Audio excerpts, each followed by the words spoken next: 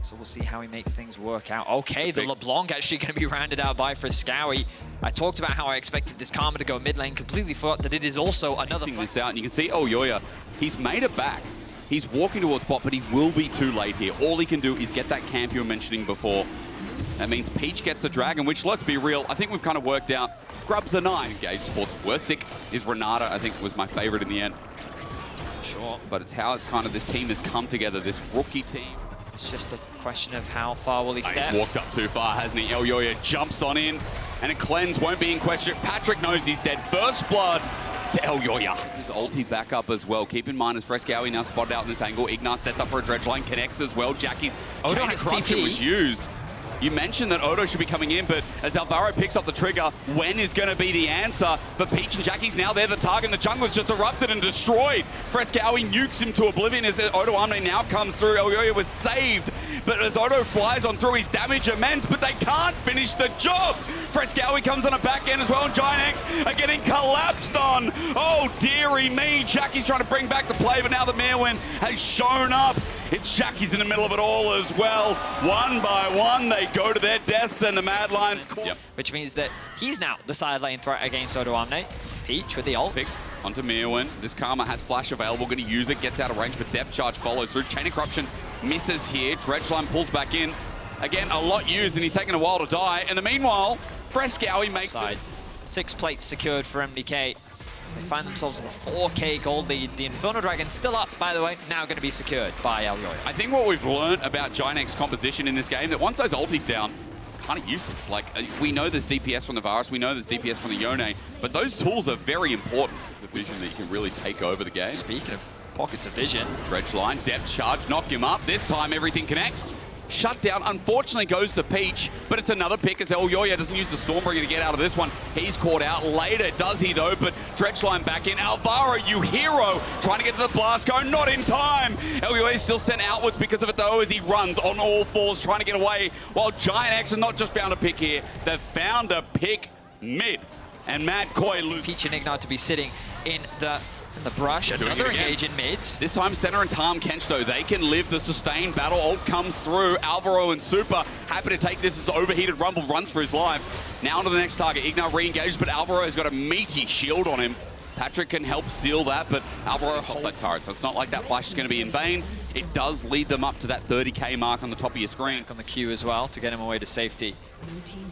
Doesn't lose the flash, but MDK doing a good cross map after realizing they've lost top. On supports this game. I mean, Alvaro has been a saving grace. Can he do it again? Ignar jumps on in that wall. Beautiful. Super's caught out without the Tahm Kench. Alvaro flashes to get nearby. Saves the day, but not for LEC. GiantX again as a 5-man core, huge, but as the AoE comes through, Merwin tries to contribute, add in some flavor himself. Jumped on his Peach going on top of this Karma, but GiantX have still done the damage. Everyone's still alive, and it... I mean, MDK, we talked about it, they're a skirmish-heavy team, and sometimes they can get lost in the source. We've seen engage coming out from MDK. Good route down. Ignar, though, not the unbeefiest of persons, if that's even a word. Peach runs into the choke, teleport, Super's low. Frescowy's in an awkward spot here. Oh, Jackie's as well is in a great spot, too. Look at him go, fate sealed. And it's Merwin whose death knell rings next. Super doesn't get charmed out, or rather chained down. LEC now running for his life, but he's on the wrong side of the map. Super is too. Like I said, Bettis, it keeps getting worse and worse and worse for MDK, as now you better believe that Baron, once Peach is done with this, should be the go. I mean, I don't think Peach should be here. Him the one chasing for this kill, I think is...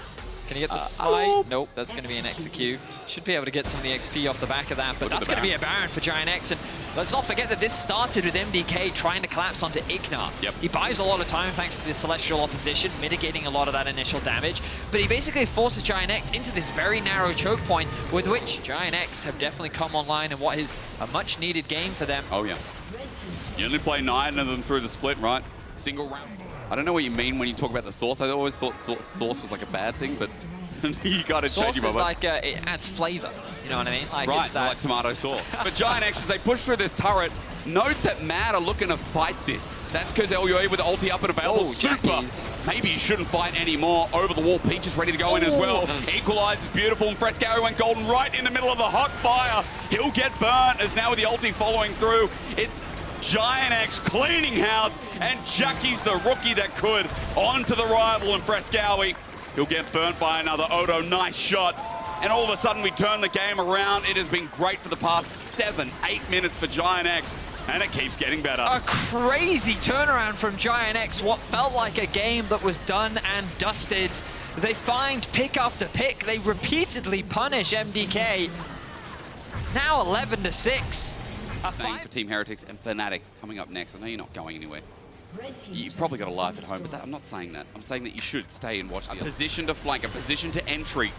But GiantX just turn back around and go, nah, we'll take it this time. Elyoya, what can you do? Turret's going to drop down. He's by himself. He's in a bounce house. Elyoya, nothing is the answer. GiantX take one for free of charge. And McCoy is sent running again. Jackie still has his ultimate. He's going to use it. Oh, fate is sealed. At this point, maybe I should look away. Super's burnt down as well. Jackie's having another great start to the split. At least today, to say the least, as GiantX looking for their first win on the board. They'll forget mid for the time being. They'll forget Frescowie. They're on to a Nexus turret. And they're on to the last members of Mad Koi. As for GiantX, this could not have come sooner. To end this week #1 of spring with a win means everything, especially against the finalists in Mad Koi, as Patrick likes to add one on top. And GiantX, welcome to the spring win.